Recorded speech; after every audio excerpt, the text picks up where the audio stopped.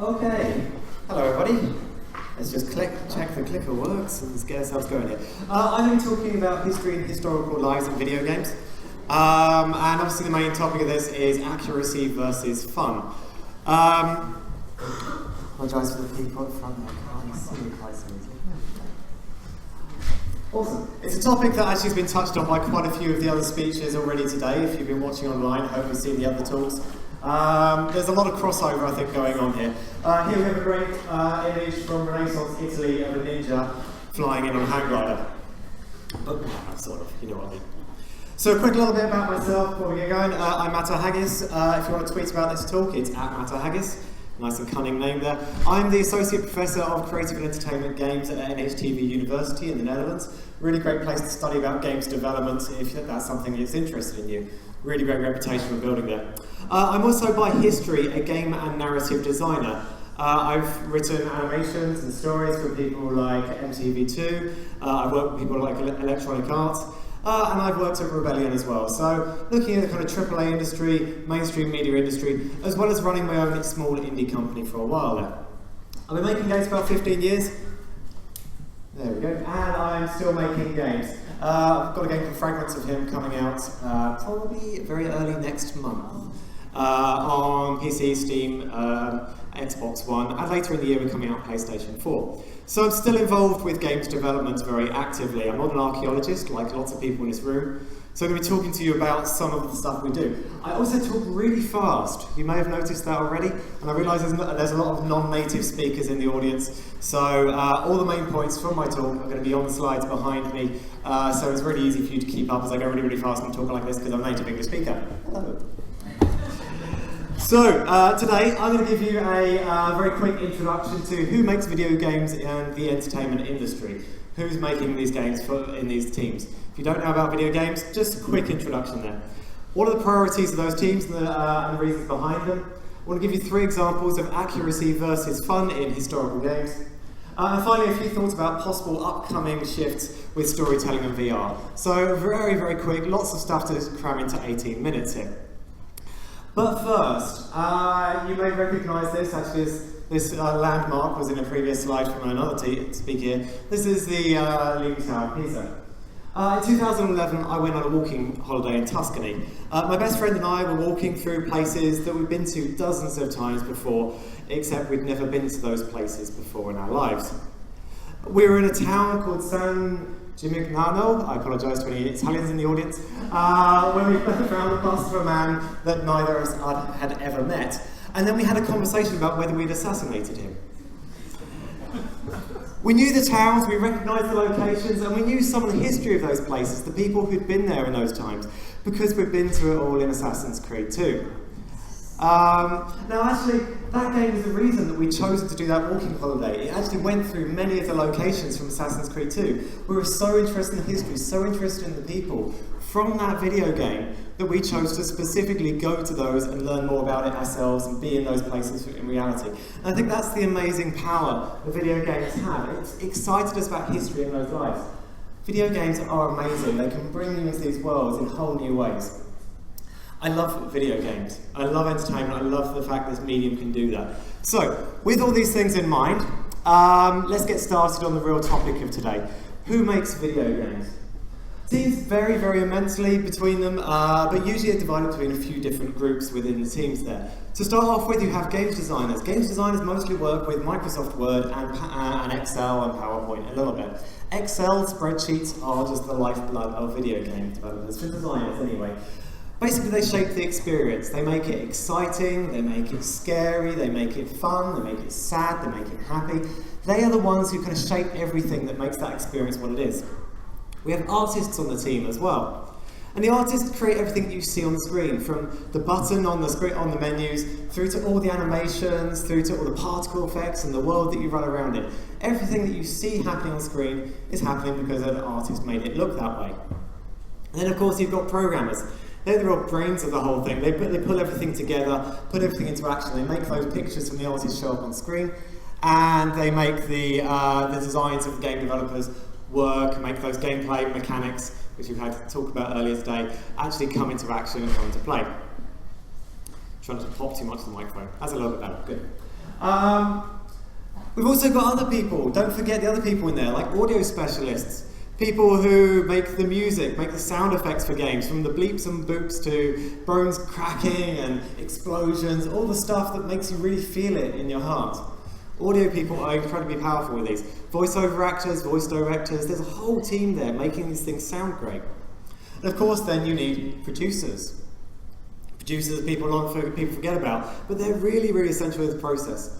They make sure the team has the skills, the time and the money and the resources to deliver time to sufficient quality. And actually people say, why doesn't it have this feature in? It's because it has to be released eventually. People were talking earlier about Dwarf Fortress and saying it's going to be finished in about 20 years. Yeah, that's not the mainstream games industry. We need to release things. It's already reached sufficient quality and gone way past where it needs to be in some places. Dwarf Fortress, a really interesting game to look at. But that's kind of a typical thing, but not necessarily like that. Because it can just be one person in a room making a thing that they believe in. It can be a person who wants to has a story they want to tell, or a gameplay mechanic they want to try out. And they'll just make a whole game which is about making this one mechanic absolutely most enjoyable thing it can possibly be. In Super Mario Brothers, it's basically, what can we do with jumping? And it's fantastic. It's a really, really good game. Or the skill they want to learn, like making games. I want to learn more about just putting stuff onto a screen. And that's where Flappy Bird came from. This is a person learning and happened to make a game that went immensely viral and then hundreds of people hated it. I feel very bad for the poor bloke, actually, in some ways. So that's the teams. What are the priorities inside those teams? Where's the rationale going here? So most people creating games either make their living developing games or they would like to make their living developing games. And there's quite a lot of people in both categories there. There's a lot of people who would like to get into it, and it's just a hobby for them at the moment.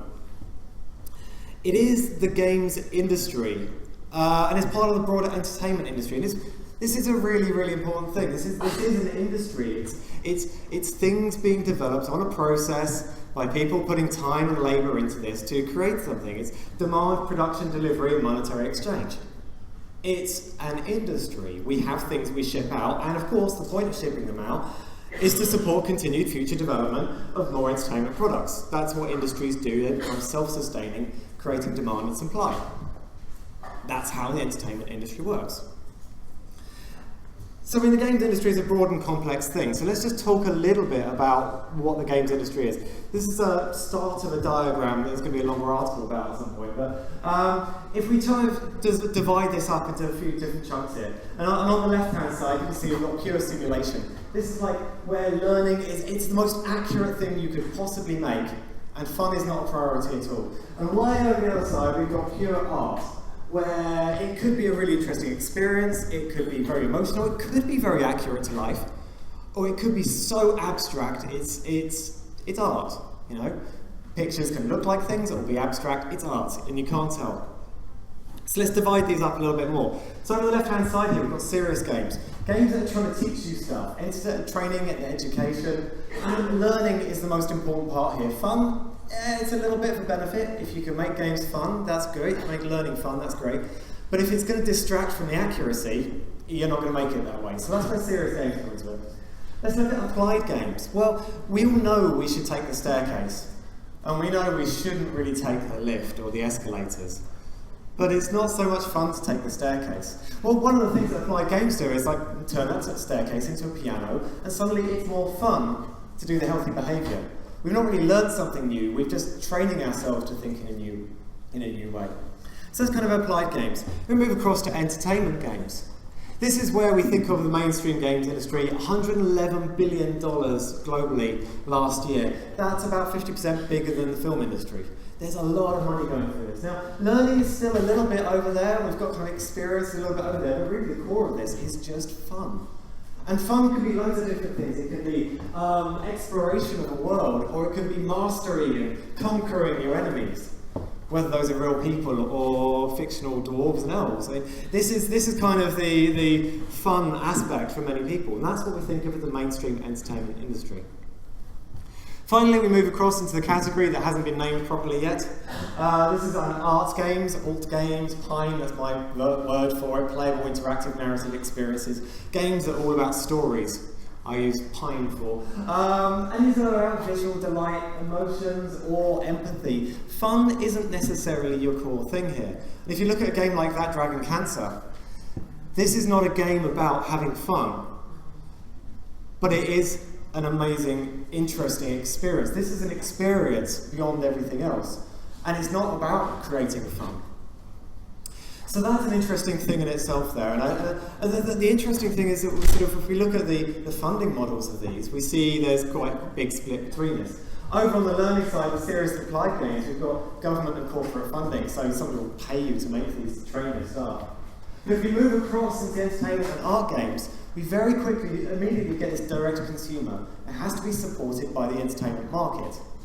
Now, once it gets art, maybe there's a little bit of government funding, maybe there's a little patronage by museums or online friends and stuff like that, but a lot of the time it's still direct-to-consumer. You have to create something for a market. Interesting thing about art games is that actually, from that empathy, you can learn about the lives of others. So this empathy actually comes back into learning. It's about healthy behaviours and healthy emotional responses. Sometimes. Not all of them, but some of them can be. So we begin to see this kind of feedback loop between kind of art and experiences and learning, which is quite an interesting thing that's turning up there. So, if we think about the core entertainment industry, it's basically making fun. That's the goal of this.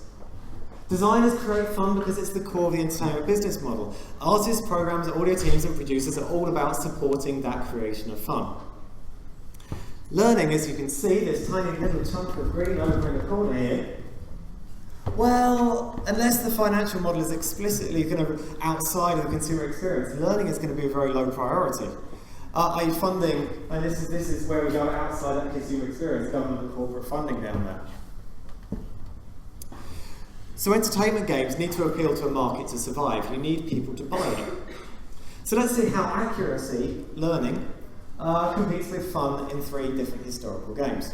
Let's look at Civilization series, let's look at Total War, and let's look at Assassin's Creed. These are 3 nice, big AAA examples of how these things happen. Civilization. So if you don't know Civilization, you play as a historical leader of a great civilization, leading the military, economy, and diplomacy to create an empire, basically. And you pit your wits against other greatest civilizations from history. Awesome, sounds like that's going to be lots of history in there, lots of learning, lots of stuff to get out of this. For example, you can play as William of Orange. We're in the Netherlands giving this talk, so you play as William of Orange from the Netherlands, born 1533, died 1584, versus Boudicca, who was born at some point and then died in about 61. 1,500 years before William of Orange was ever born. Now that's kind of interesting, and you can build the Colossus of Rhodes as William of Orange in Amsterdam if you fancy, because it's fun. And it is fun, it is genuinely fun to play with history in this kind of way. But it's also sort of somewhat ahistorical. It's taking history as a menu and going, yeah, I'll have that side salad and this starter and I'll have chips with mayonnaise on the top of it. So if we look at sort of Civilization 5, John Schaefer, the lead designer, said, historical accuracy per se is not really a goal. We definitely use history as a framework. It draws you in and you say, that seems familiar, I remember hearing about that. It does draw upon the history to be interesting. The game is drawing on history to be interesting, to pull you into it. You know, if you took out the history of civilization, it would be a very bland experience. You might have great gameplay, but it's just not going to be the same as when you recognise things. If you had nameless, faceless characters, it would be a very different experience. History is very important, but not the most important element. You need both. So that's from an interview on Gamer Sutra. You can look it up, John Schaefer. Really interesting interview, goes on for pages, read it, it's great. Really interesting stuff. So let's move on to Total War. We can see kind of accuracy is not the big thing here. Total War, known as a very accurate, in many ways, historical recreation. It's a series of games with very close attention to detail. The armour is perfect, the strategies seem to be about right. As the name suggests, the focus is very much on military operations. There are big battles, about 6,000 men per battle and all that kind of stuff, which would have been slightly bigger in history, usually about 10,000 plus sometimes, but okay, fair enough. It's difficult, and frankly, after the first few thousand, who's counting? And some of which included women in some of those battles, which is actually available as later DLC. Because it is actually historically accurate that women were in these battles as well. So they did add that later in. DLC women, excellent. There are other limits on the accuracy for the sake of fun. And also production costs, because it costs more to make more characters and stuff like that.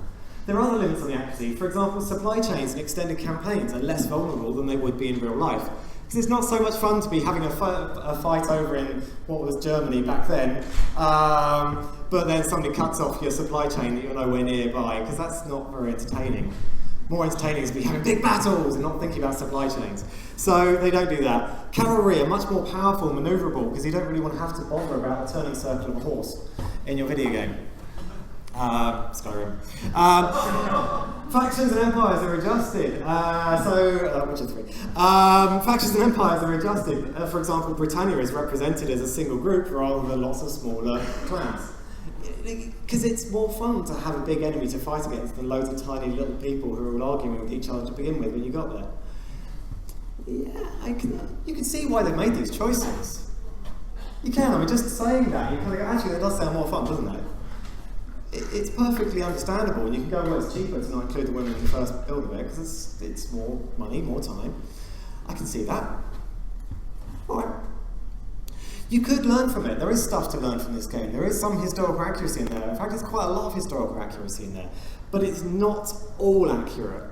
And actually, if you started basing history and your knowledge of history from this, you might end up with some presumptions that weren't right.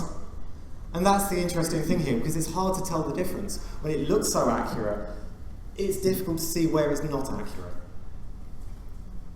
And what about people? Who were the soldiers? We only see one aspect from that period. Who else lived in that time? We've only got a very small snapshot of the world seen through the eyes of Total War. So in Total War Rome 2, Al Bickham was a communications manager, and he said, authenticity is probably a better word than accuracy.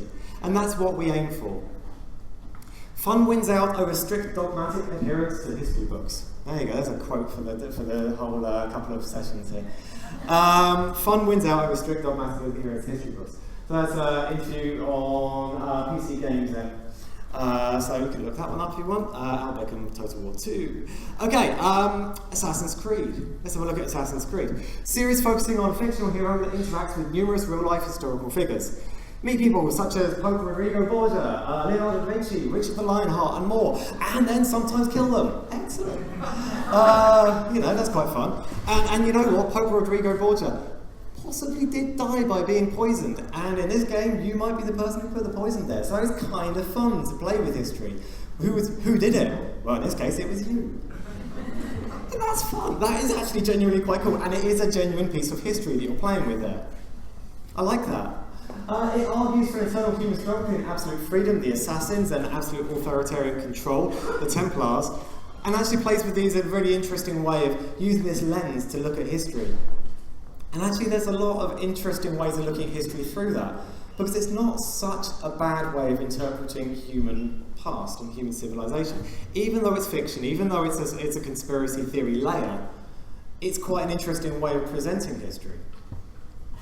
So there's a sense that some real people live in the cities, you see people going about their work, you see people selling stuff in shops, you see people buying and walking around, and healing each other, the stuff that happens in these things. But those people are mostly just crowds with really repetitive dialogue. Really repetitive dialogue. Repetitive dialogue. Repetitive dialogue.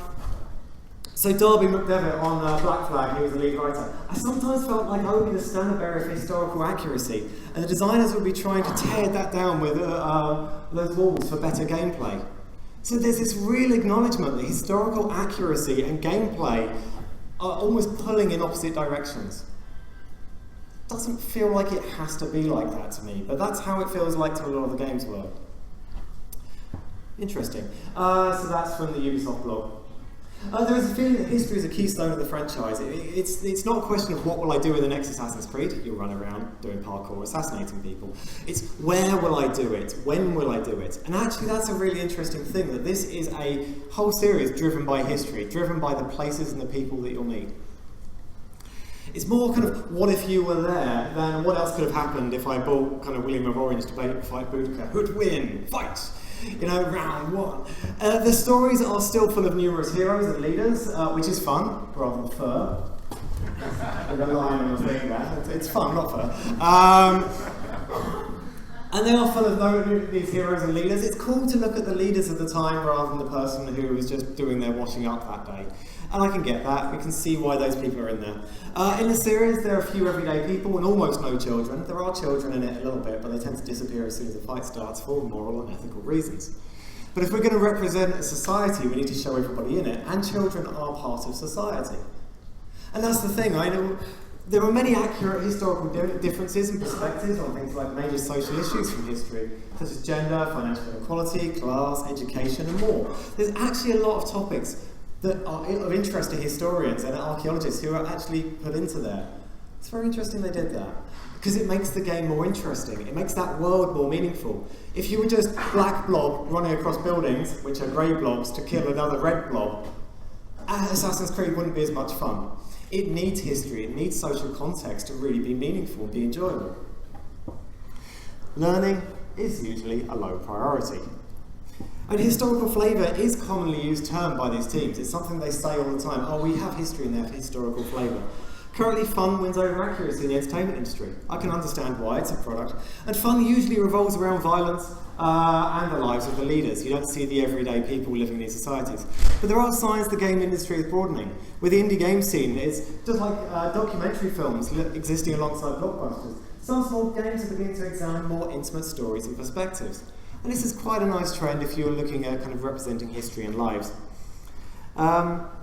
These are usually rooted in the modern day at the moment, so that Dragon Cancer and my own game Fragments of Him is looking at modern day as well. Well, 2006 and about 1980s as well, so you could consider it historical, but yeah. But there are games such as 80 Days, really interesting game, that's trying to respectfully and accurately show everyday lives from the past, showing what it's like to be a white European man touring the world, interacting with cultures which are not about white European men. And it's a really interesting game. It's making gameplay out of cultural difference and historical insight. Gameplay is coming from historical insight.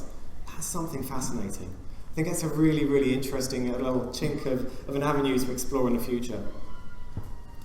Don't forget also virtual reality may change things a little bit here. Virtual reality presents a unique opportunity to see the world through new eyes, potentially giving a profound link to distant times, places and living conditions. You can feel like you are there in that space. Also, virtual reality might make violence even less powerful than it is on a television screen. It's okay when it's 10 feet away from you, but when it's right there, it feels like it's happening to you or you're doing it. That changes the feel of that. And so maybe violence and domination will be less of a gameplay mechanic in virtual reality. I'm sure it'll still be there. I'm sure it'll still be a lot of fun when games designers are finished with it. I'm sure it'll still be awesome, but I think we're going to see a lot more variation of other things coming in too, more so than we've seen perhaps in the last 20 or 30 years, where there has been this big sort of focus on violence. Not saying anything has to go one way or another, but I think it's really interesting. So virtual reality, the growth in storytelling, could change that balance of accuracy versus fun in some games with historical settings. Not all of them, but I think we're going to see some which are looking at accuracy as a way of getting players involved. Drama and documentary, experience-focused games are a real likelihood for the future as part of the wider entertainment games industry. I think this is something we're going to see a lot more, and the entertainment industry is going to broaden out to include experience a lot more than it does at the moment. So in conclusion from this, currently fun does usually win over accuracy, but there are signs that virtual reality and storytelling could bring about new games showing the lives of everyday people throughout history. I think it's a really interesting avenue to explore.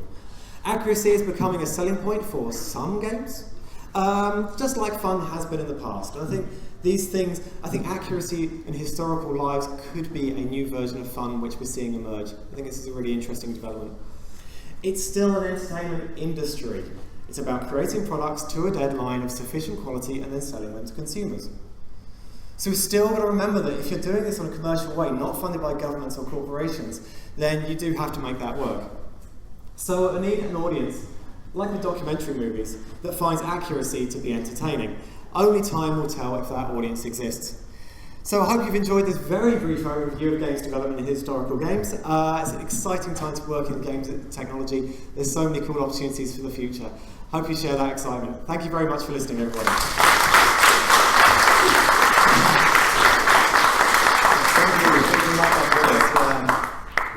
That's very deep insight. Take a breather. I'm going to fire off with a question from our chat, by the way. From Stickman. Hi, Stickman. Yeah, for sure. Hi, Stickman. Do you believe that game producers start from a point of historical accuracy and then move away from it for their vision? Or is there an idea that history is wrapped around? I think that changes from team to team. I think some teams do look at historical accuracy and go, what can we make that's playable from this? But I think other teams look at a gameplay mechanic and go, what history can we wrap around it? And it does change from game to game. So the Total War series, you can imagine they did kind of go, okay, let's see what the strategies were of this time and what do we now have to tweak to make it more fun? Whereas I think, well actually no, Assassin's Creed is a classic one, which started off as a Prince of Persia game. And then it kind of went, this is less and less like Prince of Persia, let's just change it to its own thing and put a real historical context around it. So I think there are AAA examples where these two different versions, two different approaches do exist. And it just changes depending on the game that you're making. Right, thanks. Any questions from the audience? Yeah. Okay, so as part of my master's, I went out and did a lot of interviews with game designers, and one of the things that they talked about as being a big tension was that the way that we as archaeologists and historians write history tends to be this very linear statement of facts, which isn't a good way to make a game. It's not inherently fun, necessarily. Yeah. And so I was sort of thinking through whether we could approach it from the other side and what us as archaeologists could learn from designing and developing games into our practice of actually writing about the past, and whether there was any sort of potentials you can see there. Well, I think there's actually kind of two interesting parts to that. I'll start off with the first one, which is whether it's fun to have a linear experience. Now, games developers love working with constrictions. Actually, constrictions are great for creativity. So if you say you've got a linear experience leading from the application of this king to this queen going onto the throne, how do you lead between those two things? How do you make that fun to experience that journey? And actually I think games developers could sometimes do with the limitation of saying, how can I make a linear experience as fun as possible? In terms of the question of how can archaeologists use games to make archaeology more accessible, what can they bring in? I think they can bring in a lot of insight into the different parameters which are influencing a particular situation. Because games developers love parameters, they love algorithms and complex strategies that are needed to overcome a situation. I saw a game a few years ago which was, it was a poverty simulation. And basically it was like you were making this much minimum wage and then you had to survive for as long as possible in the game. And they put in all the social factors that could happen. It's like, okay, your kid needs new shoes for school, so you have to kind of economise on your food to be able to buy the shoes, or your kid doesn't get shoes. And it was really interesting to see the different factors that came in to make that experience interesting and compelling. And I think we find ourselves, though, when we go into that realm, ending up with compelling experiences rather than necessarily fun experiences. But I don't think that's such a bad thing. I think compelling has its own audience, has its own way of appealing to people. So making compelling things, I think, could potentially be part of the future. Complex question, but I hope that was a quick answer. Yeah. Very quick question. Your diagram earlier on of the funny valley, if I'm allowed to call it that. Okay. It seems to me that you moved away from that, from fun per se, to entertainment, also possibly including drama and tragedy. Mm-hmm. Okay, that's great. But you also had this pure simulation versus pure art. Yes. Is it really such a dichotomy? Couldn't we have both? It's art. Art depends on the audience. Frankly, if you wanted to, you could take everybody out of this room and then look at the arrangement of chairs and say that is art. And to some people, I completely actually understand why they would say that. So I know the thing is, that diagram is about the intentions of the developers. So if you look at flight simulators, for example, or a military flight simulator, where the pure purpose of that is to be as accurate as possible to the real world experience. Now, that is not intended to be fun, but some players will find it absolutely fun. So this is about, that diagram is about the intention of developers rather than necessarily what the audience feels at the end of it. Because those things can be completely different, because each individual gamer, each individual player finds something fun for themselves. And what people find fun is different across a vast spectrum of society and a vast spectrum of players. I'm not a big RTS player myself, I love third-person action. But I completely respect that other people love RTS and hate third-person action. It's just up to what some people like. Yeah? Cool, that's again, complicated question. I hope that's a short answer. I think we had another question over here, or do we need to move on? Let's move on, and we can move to the discussion Sure. later. We can hop on later. Yeah, thanks. Thank you very much. Cool, thank you.